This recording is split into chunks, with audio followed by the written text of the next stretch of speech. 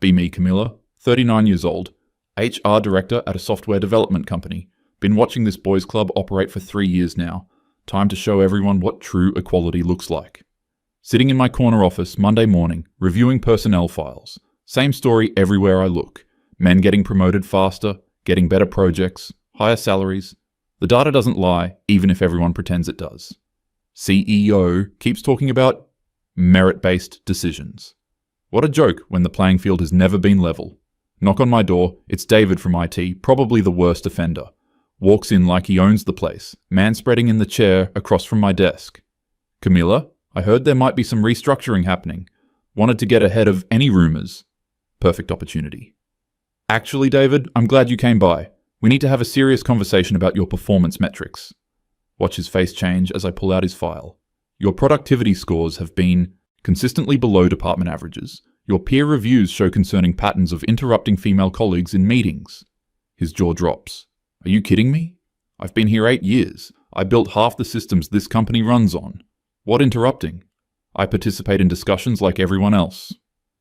That's not what the data shows, David. Your communication style creates a hostile work environment for women trying to contribute. We've received multiple informal complaints. He leans forward, voice getting louder. Multiple complaints? From who? I want names, Camilla. This is ridiculous. I've mentored 3 women in this department. Ask Sarah, ask Monica about how I've supported their careers.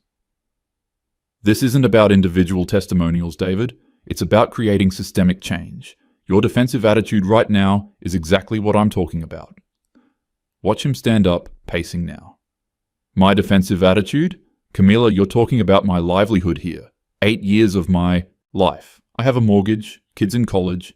You can't just decide my communication style doesn't fit your vision. I'm not deciding anything arbitrarily. This is based on comprehensive analysis of workplace dynamics and productivity optimization. He stops pacing, stares at me. Camilla, listen to yourself. You're using corporate buzzwords to justify something that makes no sense. You know my work quality. You've seen my project completions, my innovation metrics. Innovation metrics that consistently show male-dominated thinking patterns, David. We need fresh perspectives, diverse approaches to problem solving. His face is getting red now. Male-dominated thinking patterns? What does that even mean? Code either works or it doesn't. Servers either stay up or they don't. This isn't philosophy class, Camilla. Everything is connected to larger power structures, David. Your inability to see that is part of the problem. He sits back down heavily. Camilla, I'm begging you to think about what you're doing here. I know we haven't always seen eye to eye on some policies, but I've been loyal to this company. I've worked weekends, holidays, pulled all-nighters during crises. And that kind of unsustainable work culture is exactly what we're trying to change. Women bring better work-life balance perspectives. Better work-life balance? Camilla, when the servers crashed last Christmas and I spent 36 hours straight getting everything back online, was that toxic masculinity, or was that saving the company hundreds of thousands in lost revenue? Getting tired of his emotional manipulation. We'll be transitioning your responsibilities to Amanda over the next 2 weeks. She has fresh eyes and won't be bound by legacy thinking. He stands up again, voice rising. Amanda has been here 6 months. She's talented, but she doesn't know the architecture, the client relationships, the vendor contracts. Camilla, this is insane. Your tone is becoming inappropriate. David. My tone? Camilla, you're destroying people's lives. You're making decisions that will hurt real families based on some ideological crusade. I need you to lower your voice, or we'll have to involve security. He takes a deep breath, tries to compose himself. Camilla, please. I'm asking you human to human. What can I do to address whatever concerns you have? Training, coaching, whatever it takes. Don't throw away 8 years over politics. This isn't political, David. This is about creating an equitable workplace where everyone can thrive. And how is firing half the workforce creating equity? How is that helping anyone thrive? Sometimes you have to break things down to build them back better.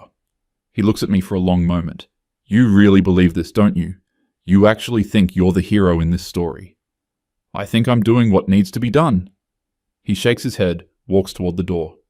Camilla, when this all falls apart, and it will fall apart, I hope you remember this conversation. I hope you remember that people try to warn you. Have a good rest of your day, David. Door closes behind him. Finally, some peace to plan the next phase. 2 weeks later, David's gone. Amanda is settling in, well, asking good questions. Next up is the sales department. Kevin has been here longest, probably expects some kind of loyalty. Call him into my office Thursday afternoon. Kevin, thanks for coming by. I wanted to discuss some organizational changes in your department. He sits down, already suspicious. What kind of changes, Camilla? We're restructuring the sales approach to be more collaborative and less aggressive, moving away from the traditional competitive model.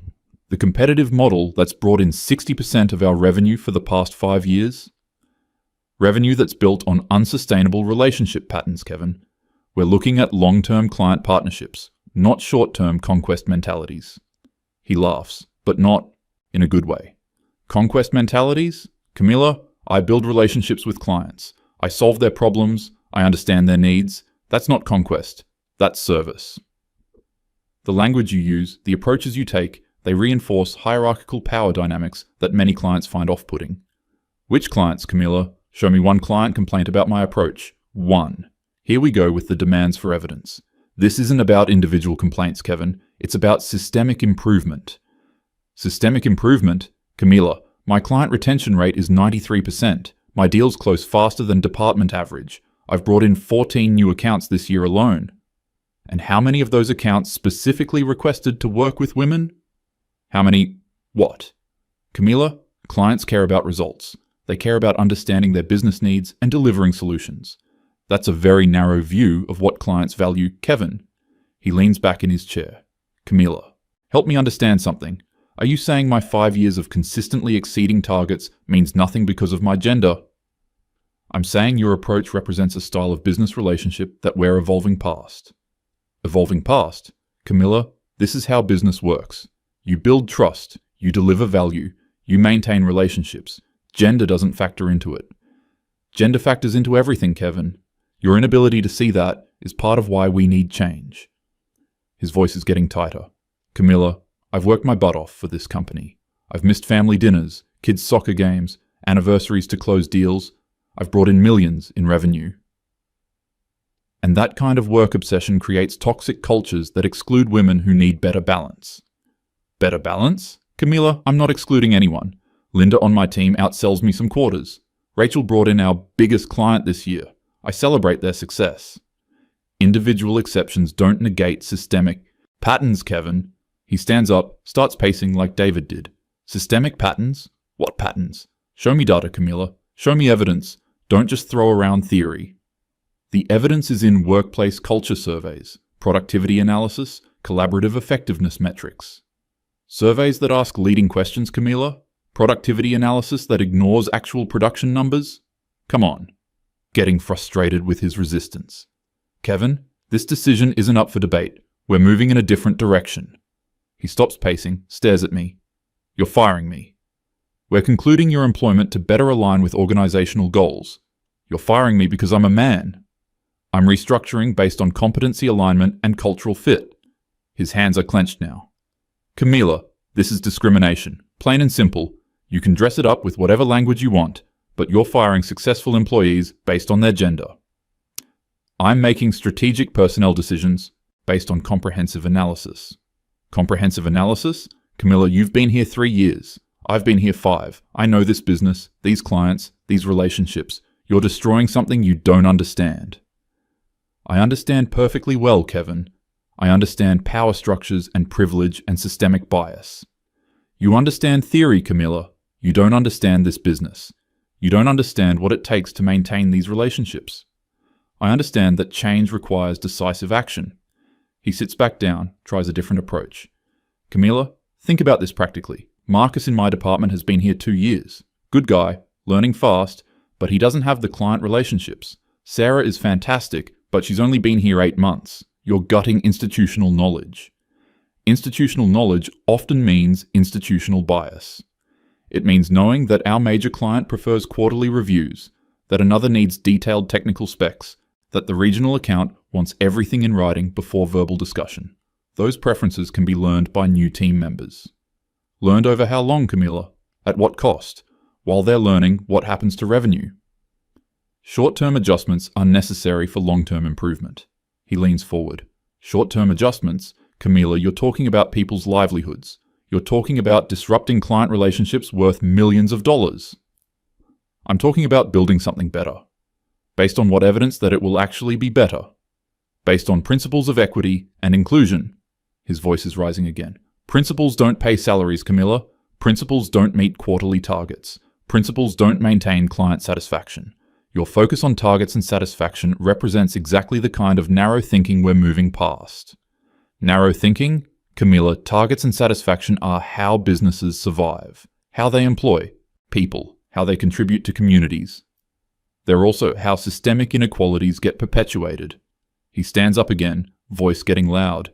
Camila, you're destroying this company in the name of ideology. You're hurting real people to pursue some theoretical ideal.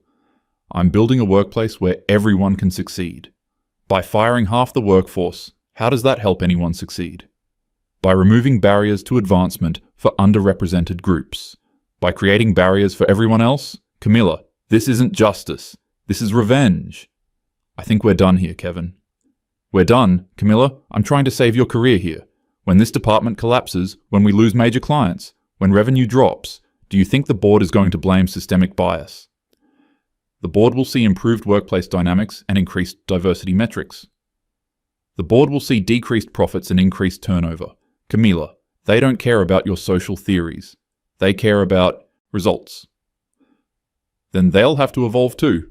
He walks to the door, turns back. Camila, I feel sorry for you. I really do. You're so convinced you're fighting some righteous battle that you can't see. You're becoming the villain in everyone else's story. I'm comfortable with my choices, Kevin. You won't be comfortable for long. Door slams behind him. Good riddance. Finally getting somewhere.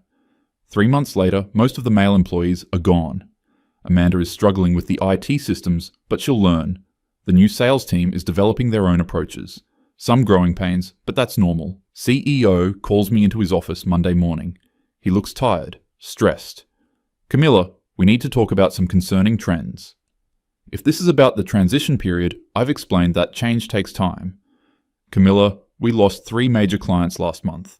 All terminated their contracts. Client relationships evolve. We'll build new ones based on better practices. Better practices? Camila, these were million-dollar accounts.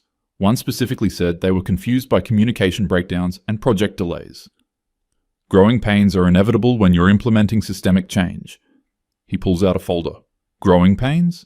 Camila, our IT infrastructure has had more downtime in the past month than in the previous 2 years. David used to prevent these issues before they happened.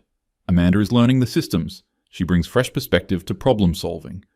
Fresh perspective doesn't keep servers running, Camila. We had 6 hours of downtime last week that cost us thousands in lost productivity. Short-term costs for long-term benefits. What benefits? Show me one measurable improvement from these changes. Getting tired of everyone demanding proof. Workplace satisfaction surveys show improved morale among remaining staff. Remaining staff? Camila, we've lost institutional knowledge worth decades of experience. Kevin's replacement lost a major account because she didn't know their specific requirements. She'll develop those relationships using more inclusive approaches. Inclusive approaches don't recover lost revenue, Camila. We're down 18% this quarter.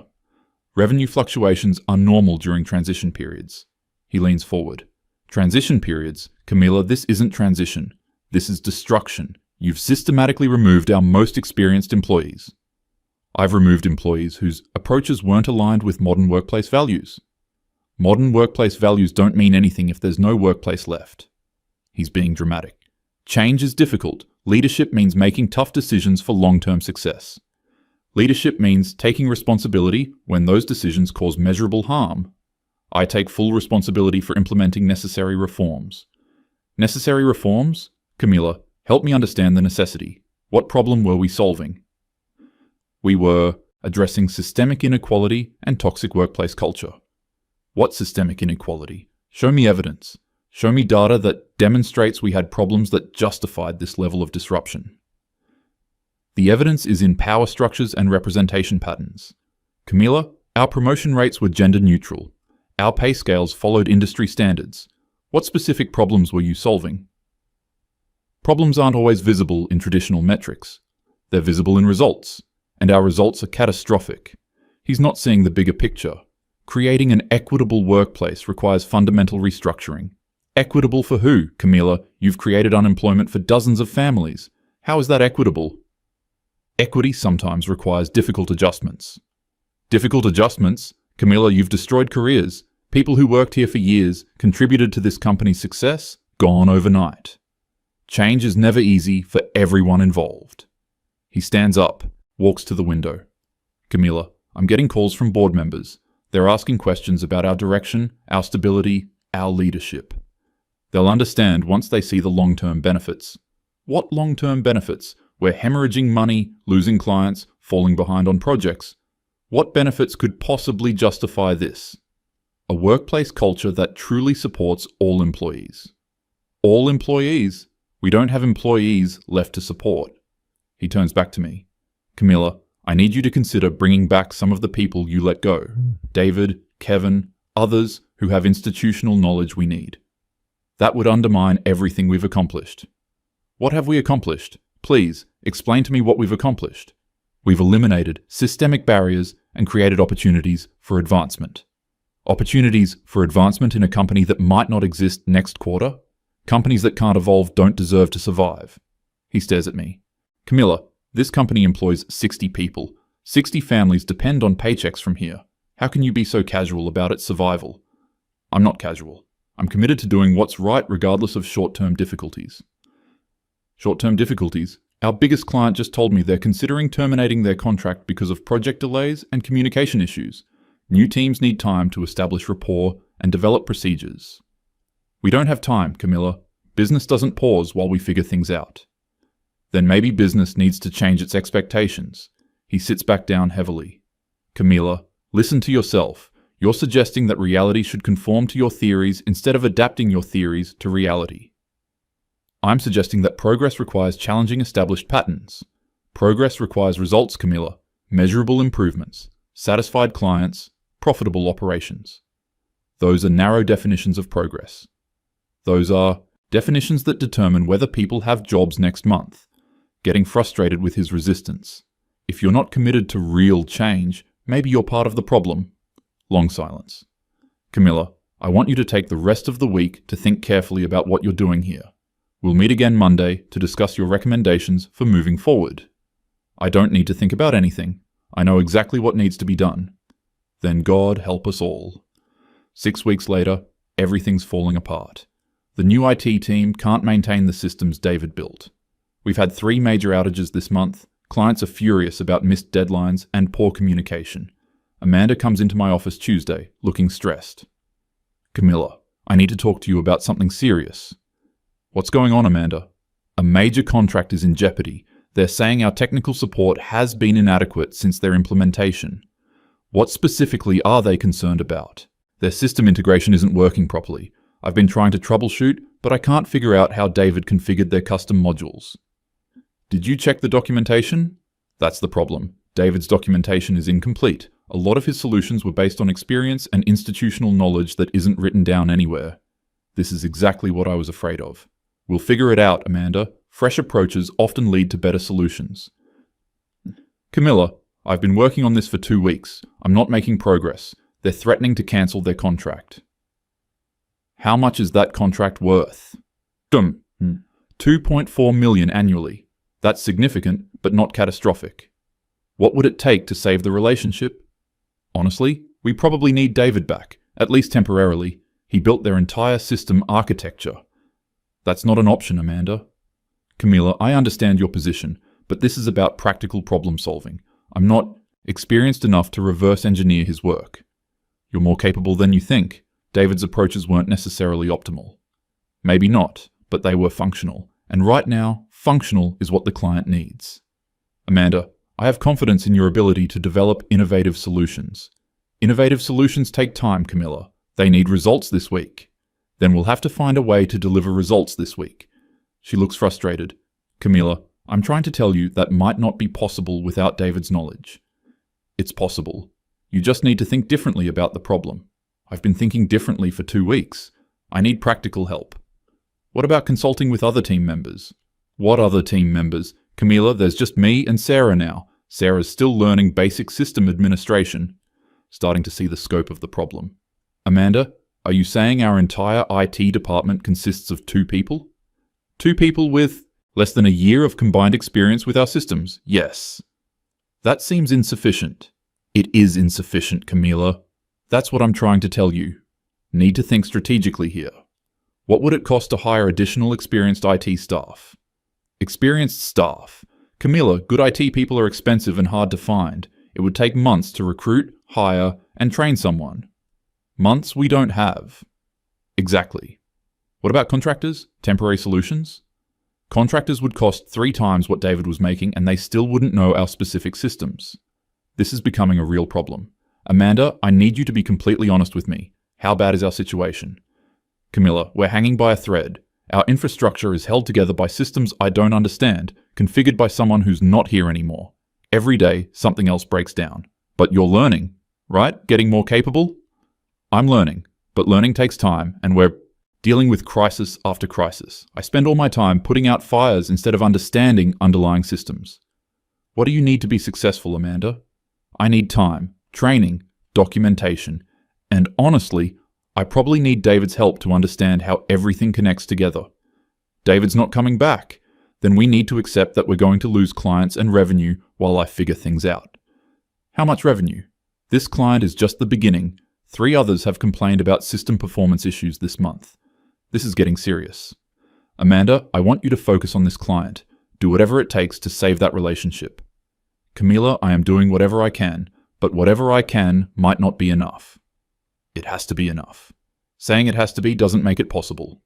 She leaves, and I'm starting to worry. Maybe the transition is harder than I anticipated. Friday afternoon, the CEO calls an emergency meeting. His face is grim when I walk into the conference room. Camila, we need to have a serious conversation about the state of this company. I'm aware there have been some challenges during the transition period. Challenges? Camila, we've lost that major client. 2.4 million gone. That's not good. Amanda was working on that account. Amanda called me yesterday. She said she couldn't solve the technical problems without David's expertise. She needed more time to develop solutions.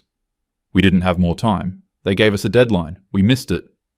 These things happen during organizational change. These things are happening every week, Camila. Other major clients are reviewing their contracts. They're asking questions about our capabilities. Client relationships require adjustment periods when teams change. Adjustment periods? Camila, we're losing institutional knowledge faster than we can replace it. He pulls out a stack of papers. Look at these numbers. Revenue down 28%. Client satisfaction scores at historic lows. Employee productivity metrics showing massive inefficiencies. Metrics don't tell the whole story. They tell the story that matters to our board of directors, and the story is that we're failing. We're implementing necessary changes. Necessary for what? Camila, explain to me what we're trying to accomplish that justifies this level of business disruption. We're creating a more equitable and inclusive workplace. For who? Half our employees are gone. The other half are overwhelmed trying to do jobs they're not qualified for. They'll develop the qualifications with experience. Experience we can't afford to let them gain while revenue collapses. He leans forward. Camila, I'm going to be direct. The board is questioning your judgment. They're asking whether these personnel decisions serve any legitimate business purpose. The board needs to understand that progress requires sacrifice. Sacrifice of what? Sacrifice of the company itself? Sacrifice of outdated approaches and systems. Outdated approaches that were generating millions in revenue and maintaining satisfied clients? Revenue built on unsustainable foundations. What was unsustainable about them? David kept our systems running efficiently. Kevin maintained strong client relationships. Marcus understood vendor contracts and industry connections. They maintained systems that excluded and marginalized women. What women? Camila, show me evidence that women were being excluded or marginalized. The evidence is in representation patterns and advancement opportunities. We promoted 3 women last year. We hired women in every department. What opportunities were being denied? Subtle barriers aren't always visible in promotion statistics. Subtle barriers? Camila, you're destroying measurable success to address invisible problems. He stands up, starts pacing. Camila, I need you to understand something. This company is in serious trouble. We have maybe 2 months of operating capital left if we keep losing clients at this rate. 2 months seems alarmist. 2 months is optimistic. If we lose one more major client, we're looking at immediate layoffs. Layoffs wouldn't be necessary if everyone committed to making the new structure work. Making it work. Camilla, it's not working. Our IT infrastructure is failing. Our sales relationships are deteriorating. Our project management is chaotic. Growing pains are normal during transitions. These aren't growing pains. This is systematic collapse. He stops pacing, looks directly at me. Camilla, I'm asking you to consider rehiring David and Kevin immediately. That would undermine everything we've accomplished. What have we accomplished? Please tell me one positive outcome from your restructuring. We've created opportunities for women to advance without competing against entrenched male networks. Advance where? To positions in a failing company. The company isn't failing, it's transforming. Transforming into what? A cautionary tale about ideological management? Transforming into a workplace that truly supports equality. Equality in unemployment? Camilla, if this company fails, everyone loses their job equally. Getting tired of his catastrophizing. You're being unnecessarily dramatic. Every major change involves temporary difficulties. Temporary difficulties don't include losing your biggest clients and facing bankruptcy. We're not facing bankruptcy. We're facing insolvency if we lose 2 more major accounts. Then we'll prevent that from happening. How? With what resources? With what expertise? With creativity and determination. Creativity doesn't debug complex software systems. Determination doesn't maintain vendor relationships. New approaches can be more effective than old ones. Show me effectiveness, Camilla. Show me results. Results take time to manifest. We don't have time. He sits back down. Camilla, I'm going to be completely honest. The board is meeting Monday to discuss your position. My position? Your continued employment as HR director. They can't fire me for implementing diversity initiatives. They can fire you for gross mismanagement resulting in significant business losses. Diversity initiatives aren't mismanagement. Destroying functional teams and losing major clients is mismanagement. I was hired to modernize workplace practices. You were hired to support business operations while improving workplace culture. Sometimes those goals require prioritization. Business operations aren't optional, Camilla. They're prerequisite for everything else. Short-term business disruption is acceptable for long-term cultural improvement. Long-term cultural improvement is meaningless if there's no business left to improve. I can see he's not going to understand. I stand by every decision I've made. I've acted with integrity and commitment to principles. Principles don't pay salaries or maintain health insurance for employees. Some things are more important than immediate financial concerns. Not to the 60 families who depend on this company for their livelihoods. Those families will benefit from working in a more equitable environment. If there's still an environment left for them to work in. Meeting ends badly. The CEO is clearly panicking about short-term difficulties. Can't see the bigger picture. Monday morning, get called into the boardroom. 5 board members sitting around the table looking serious. The CEO is there too, avoiding eye contact. Boardroom chair. Robert speaks first. Camilla, thank you for joining us. We need to discuss recent developments in company operations. I understand there are concerns about the transition period. Transition period? Camilla, we've lost 4 major clients in 2 months. Our revenue has dropped by nearly 30%. Revenue fluctuations are normal during organizational restructuring. Another board member, Patricia, speaks up.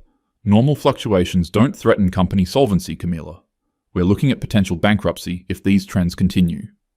Bankruptcy seems like an exaggeration. Our accountants disagree, Robert says. We have perhaps 6 weeks of operating capital remaining at current loss rates. 6 weeks provides time to stabilize operations and rebuild client relationships. With what staff? Camilla, you've systematically eliminated our most experienced employees. I've eliminated employees whose approaches were inconsistent with modern workplace values. Third board member, Michael, leans forward. Camilla, help us understand something. What specific problems were you trying to solve? I was addressing systemic gender inequality and toxic workplace culture. What evidence did you have of gender inequality? Evidence exists in promotion, patterns, pay structures, and workplace dynamics. Our promotion patterns showed no gender bias. Our pay structures followed industry standards. What workplace dynamics were problematic? Subtle forms of exclusion and marginalization that don't show up in traditional metrics. Patricia speaks again. Subtle forms that justified firing profitable, experienced employees. Justified restructuring to create more equitable opportunities. Equitable opportunities in a failing company? The company isn't failing, it's adapting. Adapting by losing millions in revenue and destroying client relationships? Adapting by prioritizing values over short-term profits. Robert's voice gets sharper. Camilla, this company exists to provide value to clients and employment to workers. How do your values serve those purposes? By creating workplace environments where everyone can contribute fully. Everyone? You've fired half the workforce. I've created opportunities for underrepresented groups to advance. Advance where? We're about to lay off remaining employees due to revenue shortfalls. Michael pulls out documents. Camilla, look at these client feedback reports. One major client cited communication breakdowns and technical incompetence. Another mentioned lack of institutional knowledge and project delays. A third complained about inexperienced staff unable to meet contractual obligations. Client expectations need time to adjust to new team approaches. Clients don't adjust expectations, Camilla. They find new vendors. Then we'll find new clients who appreciate our values. With what products? What services? Camilla, our capacity to deliver has been gutted. Patricia stands up. Camilla, I want you to listen carefully. This company is in crisis. We face immediate financial threats that could result in complete business failure. Every major transformation involves risk. This isn't transformation. This is destruction. That's a matter of perspective. Robert's face is getting red. Perspective? Camilla, 60 people are going to lose their jobs if this company fails. How is that perspective? Sometimes sacrifice is necessary for progress. Sacrifice of other people's livelihoods for your social experiments. Sacrifice of outdated systems for equitable alternatives. Show us equity, Camilla. Show us one positive outcome from your decisions. Positive outcomes take time to develop. We don't have time. We have weeks before insolvency.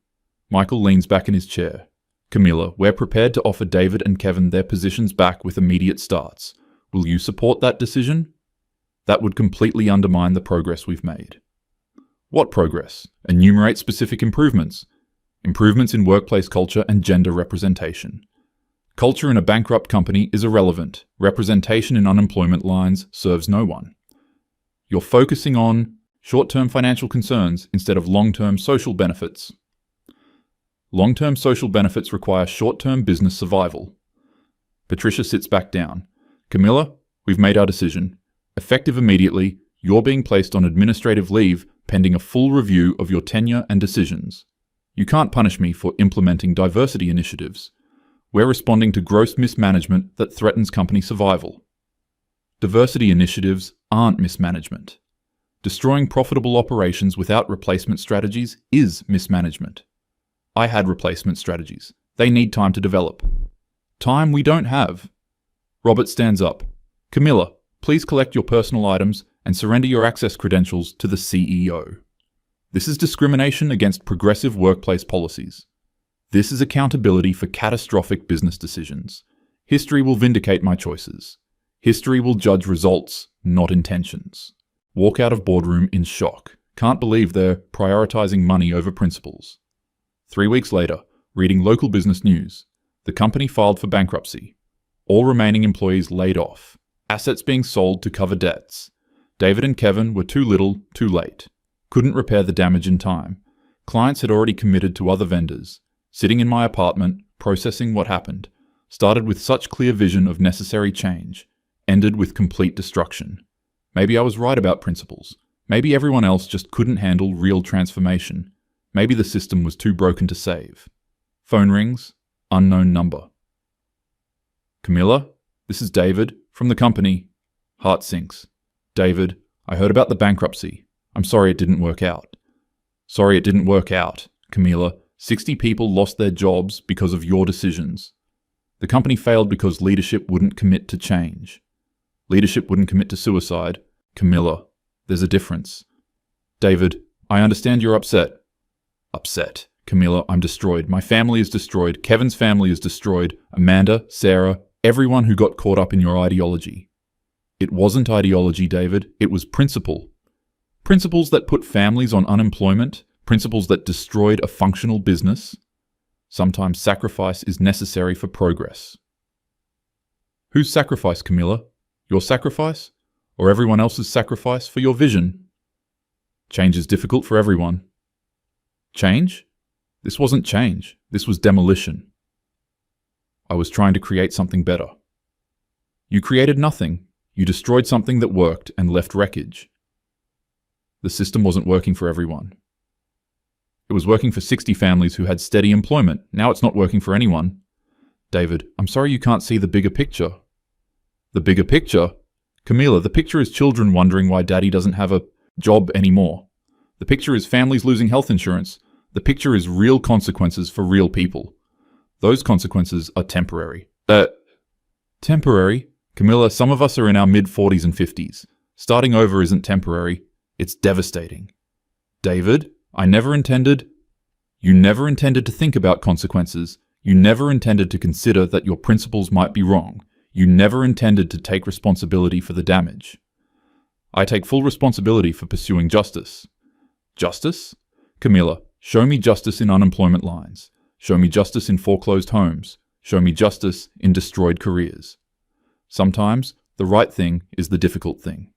The right thing?